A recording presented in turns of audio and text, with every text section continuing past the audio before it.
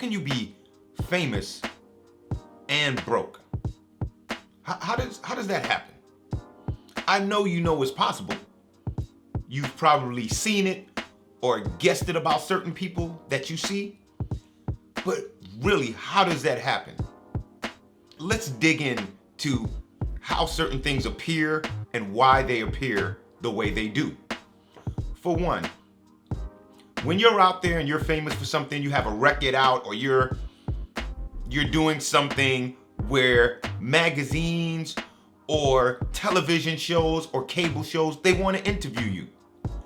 Well, for one, that is not usually a transaction where the person who wants to interview you says, I'll pay you this much to interview you.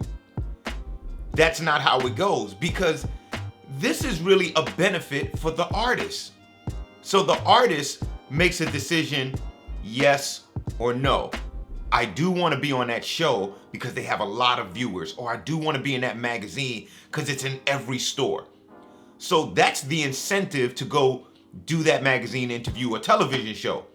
But it's not because the person who reached out from that company or magazine said, we're going to pay you all this money, so the more of these that you do, the more paid you'll be. No. I've been in several magazines over the course of my career, and I've never been paid to be in any of those magazines. So when they show up, back in the day when a photographer saw me in a club from Word Up magazine or Right On magazine or Rap Masters, they snap the picture and it ends up in a magazine. Somebody tells me, hey, you're in Rap Masters magazine. You're in this month such and such. There's a pullout of you in such and such. I don't run to the mailbox or check my direct deposit to see if I got paid for that. It just happens. It just happens. So it's good promotion that should lead to other things that will get me paid. But I don't get paid for that. You might see someone on a late night talk show, one of your favorite shows, right? Like talk show style interviews, right? That's another situation where it's an opportunity for that artist to get publicity. So it's, hey, we want to schedule an interview with you. Such and such is going to be interviewing you, and we'd like to set up a date. It's publicity for the artist. It doesn't mean that they're being paid to show up to do that sit-down interview. And again, I've experienced it firsthand. I used to go do interviews at MTV, BET. It was, do you have time to do it? Are you on tour? Are you performing? If not, let's set up a date. Let's squeeze you in. Let's fly you out while you're on break. Let's do the interview. You go? No one's paying me. I didn't get a check to go do that interview. But in the end, it will hopefully lead to the artist getting paid more because of the publicity. I did a song back in the day. My man DJ Clark Kent got me on a remix for a record by Snow. He was on a fairly major record label. So my man Clark is like, yo, I'm doing this remix. You gotta get on it. Come to the studio. I'm like, cool, dope. I go to the studio. I lay down these bars, right? And now I have this record with Daddy Snow, right? It's on my resume. It's gonna be out on the radio X, Y, and Z. At the time, right? It's like your business sense at 20 whatever years old didn't kick in. Like, hold on, Clark. Let me call my lawyer, set this up, we'll negotiate, blah, blah, blah. At that time, it was like, what studio are you at? Right? I'm on my way. Let's do this. Let's drop it. Right? So you go do it. That record came out, and I never saw a dime for that record till this day. Till this day. My guy, Busta Rhymes, I was talking to him one time, and I said, do you ever do any guest appearances on songs and you haven't got paid for it? And he was like, nah. He was like, never do that. And I was like, I did this song, I haven't gotten paid for it. He said, if you do any song, any guest appearance for your boy and you don't get paid for it, that shows you who they really are. He was like, get your money fresh. Just laid it down just like that. And I was like, dang, okay, I got to get my business straight. That's just one example. The other record that I did with Original Flavor, my man Ski. What's up, Ski?